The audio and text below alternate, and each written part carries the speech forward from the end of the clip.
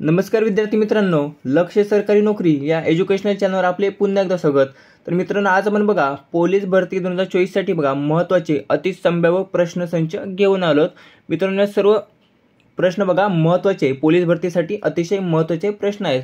आजचा आपला दुसरा पाठ आहे। यामध्ये बघा सर्व महत्त्वाचे पोलीस भरतीसाठी आपण प्रश्न कव्हर केले आहेत।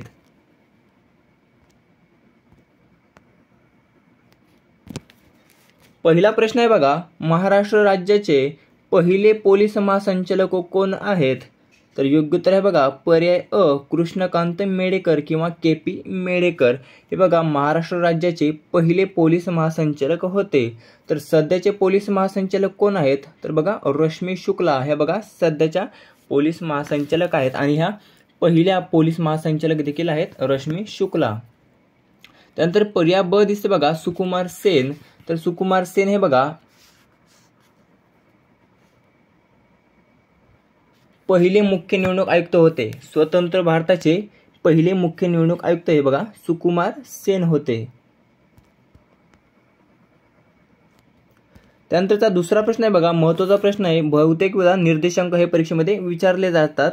त्यासाठी बघा आता नुकतंच प्रकाशित झाला बघा हा निर्देशांक, तर तो प्रश्न आपण यामध्ये कव्हर केला आहे। तर दुसरा प्रश्न आहे काय बघा, मानवी विकास निर्देशांक 2022 मध्ये बघा भारत कितव्या क्रमांकावर आहे? नुकतंच प्रकाशित झालाय बघा मानवी विकास निर्देशांक 2022 चा। तर त्यामध्ये बघा भारत हा पर्याय क 134व्या क्रमांकावर आहे। 2021 च्या मानवी विकास निर्देशांकामध्ये भारत कितव्या क्रमांकावर होता? तर 135व्या आणि 2022 मध्ये आता 134व्या क्रमांकावर आहे। तसेच बघा लैंगिक असमानता निर्देशांक देखील जाहीर झाला आहे। तर लैंगिक असमानता निर्देशांकामध्ये भारत कितव्या क्रमांकावर आहे? तर 108व्या क्रमांकावर आहे आणि मानवी विकास निर्देशांक जर 134व्या। त्यानंतरचा तिसरा प्रश्न आहे, लोकसभेचे अधिवेशन कोणाच्या अभिभाषणाने सुरू होते? तर पर्याय ब राष्ट्रपतीच्या अभिभाषणाने बघा लोकसभेचे अधिवेशन हे बघा सुरू होत असते। तर लोकसभेचे सध्याचे अध्यक्ष कोण आहेत? तर ओम बिर्ला हे बघा लोकसभेचे सध्याचे अध्यक्ष आहेत। त्यानंतर पर्याय क बघा उपराष्ट्रपती। तर उपराष्ट्रपती हे कशाचे अध्यक्ष असतात? तर बघा राज्यसभेचे अध्यक्ष हे बघा उपराष्ट्रपती असतात। तर उपराष्ट्रपती सध्या कोण आहेत? तर बघा जगदीप धनखड हे बघा सध्याचे उपराष्ट्रपती आहेत। म्हणजेच राज्यसभेचे अध्यक्ष सध्या कोण आहेत? तर जगदीप धनखड आणि राष्ट्रपती कोण आहेत? द्रौपदी मुर्मू। नंतर पंतप्रधान कोण आहेत? तर नरेंद्र मोदी बघा भारताचे सध्याचे पंतप्रधान आहेत।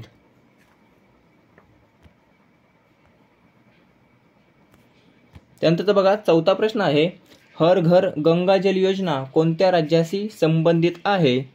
तर पर्याय ड बिहार या राज्याशी बघा हर घर गंगा जल योजना ही बघा संबंधित आहेत। तर बिहार हे बघा जातीय जनगणना करणारे देशातील पहिले राज्य आहे। बिहार जातीय जनगणना करणारे बघा देशातील पहिले राज्य आहे। तसेच नुकतेच बघा काही दिवसांपूर्वी बापू टॉवरचे देखील अनावरण बिहार या राज्यामध्ये करण्यात आले। बापू टॉवरचे अनावरण देखील बिहार या राज्यामध्ये करण्यात आले।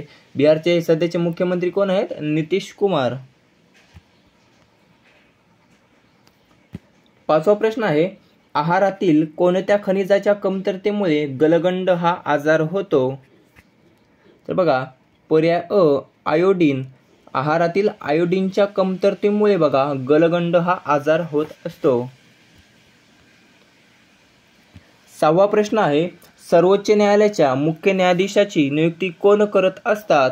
तर पर्याय क बघा राष्ट्रपती हे बघा सर्वोच्च न्यायालयाच्या मुख्य न्यायाधीशाची बघा नियुक्ती करत असतात। तर सर्वोच्च न्यायालयाचे मुख्य न्यायाधीश सध्या कोण आहेत? तर डी.वाय.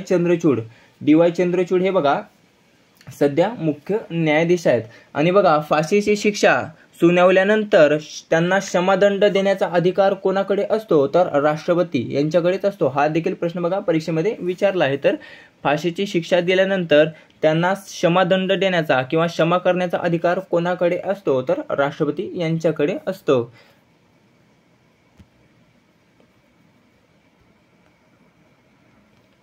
सातवा प्रश्न आहे, माहिती तंत्रज्ञान कायदा खालीलपैकी कोणत्या वर्षीचा आहे, तर पर्याय ड बघा 2000 सालचा. माहिती तंत्रज्ञान कायदा हा बघा 2000 सालचा आहे. तर 2005 सालचा कोणता आहे, तर बघा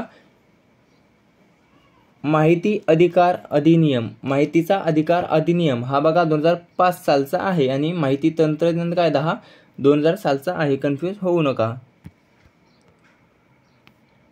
आठवा प्रश्न आहे, खालीलपैकी कोणास मेजर ध्यानचंद खेलरत्न पुरस्कार मिळालेला नाही, तर पर्याय क बघा हार्दिक पांड्या. हार्दिक पांड्या यांना बघा मेजर ध्यानचंद खेलरत्न पुरस्कार हा बघा मिळालेला नाही. बाकी तिघांना मिळालेला आहे. अवनी लेकरा, नीरज चोप्रा, रविकुमार दहिया या तिघांना बघा मिळाला आहे आणि हार्दिक पांड्या यांना मिळालेला नाही. तर आता मेजर ध्यानचंद खेलरत्न पुरस्कार 2023 कोणास प्रदान करण्यात आला, तर बघा सात्विक साईराज रँकीरेड्डी व चिराग शेट्टी. सात्विक साईराज रँकीरेड्डी व चिराग शेट्टी यांना 2023चा मेजर ध्यानचंद खेलरत्न पुरस्कार हा प्रदान करण्यात आला. तर 2022चा कोणास करण्यात आला होता, तर शरद कमल अचंता यांना 2022चा प्रदान करण्यात आला होता. नववा प्रश्न आहे बघा, खालीलपैकी कोणत्या नदीस बिहारचे दुःखाश्रू असे म्हटले जाते, तर पर्याय क बघा कोसी नदीला बिहारचे दुःखाश्रू असे म्हटले जाते. हा देखील प्रश्न आपल्याला भरपूरदा पाहायला मिळालेला आहे. 10वा प्रश्न आहे बघा, भारताचे सध्याचे परराष्ट्र सचिव खालीलपैकी कोण आहेत, तर पर्याय क बघा विनय क्वात्रा हे बघा भारताचे सध्याचे परराष्ट्र सचिव आहेत आणि यांचा बघा कालावधी आणखीन वाढवण्यात आला आहे. तर एस जयशंकर हे कोण आहेत, तर बघा परराष्ट्र मंत्री आहेत. एस जयशंकर हे परराष्ट्र मंत्री आहेत आणि हिरालाल समरिया कोण आहेत, तर मुख्य माहिती आयुक्त, भारताचे मुख्य माहिती आयुक्त. त्यानंतर पर्याय ड हे बघा अजित डोवाल, तर राष्ट्रीय सुरक्षा सल्लागार हे बघा अजित डोवाल आहेत. 11वा प्रश्न आहे, जगातील पहिल्या 3D प्रिंटेड मशिदीचे अनावरण कोठे करण्यात आले आहे, तर पर्याय बघा सौदी अरेबिया. सौदी अरेबिया या देशामध्ये बघा जगातील पहिल्या 3D प्रिंटेड मशिदीचे अनावरण करण्यात आले आहे. आणि UAE मध्ये बघा जगातील आपलं UAE मध्ये बघा सर्वात मोठे हिंदू मंदिर हे बघा UAE या देशामध्ये बघा लोकार्पण करण्यात आले. कोणाच्या हस्ते, तर पंतप्रधान नरेंद्र मोदी यांच्या हस्ते.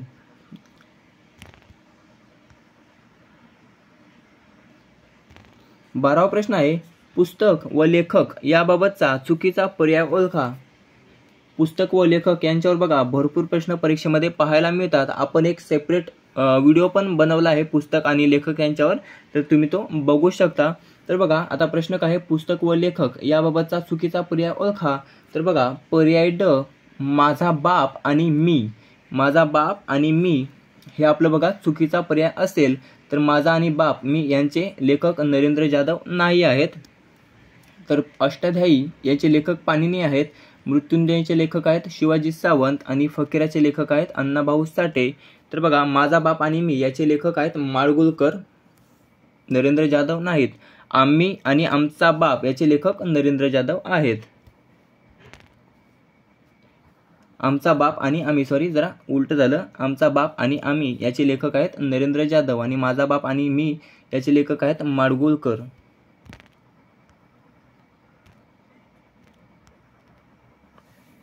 13वा प्रश्न आहे, लिंबूवर्गीय फळात कोणते जीवनसत्व मोठ्या प्रमाणात आढळते, तर पर्याय क बघा क जीवनसत्व. क जीवनसत्व हे बघा लिंबूवर्गीय फळात मोठ्या प्रमाणात आढळते. प्रश्न 14वा आहे, इस्रायल वॉर डायरी या पुस्तकाचे लेखक खालीलपैकी कोण आहेत, तर पर्याय अ बघा विशाल पांडे हे बघा इस्रायल वॉर डायरी या पुस्तकाचे लेखक आहेत. 15वा प्रश्न आहे, भारतातील पहिले इंडोर ॲथलेटिक्स केंद्राचे उद्घाटन कोठे करण्यात आले आहे? तर पर्याय ब बघा, भुवनेश्वर ओडिसा. भुवनेश्वर ओडिसा या ठिकाणी बघा भारतातील पहिले इनडोअर ॲथलेटिक्स केंद्राचे उद्घाटन बघा करण्यात आले आहे.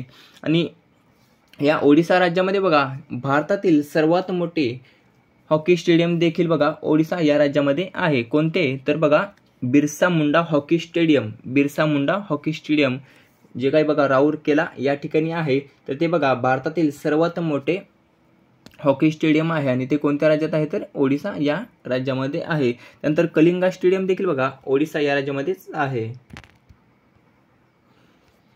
16वा प्रश्न आहे, जगातील पहिला AI सॉफ्टवेअर इंजिनियर डेव्हिन कोणत्या कंपनीने लॉन्च केला आहे? तर बघा पर्याय क, अमेरिकन कंपनी कॉग्निशन. कॉग्निशनने बघा जगातील पहिला AI सॉफ्टवेअर इंजिनियर डेव्हिन हा बघा लॉन्च केला आहे. तर मित्रांनो अशा प्रकारे बघा महत्त्वाचे 16 चालू घडामोडी तसेच जीकेचे प्रश्न आपण या व्हिडिओमध्ये कव्हर केले आहेत.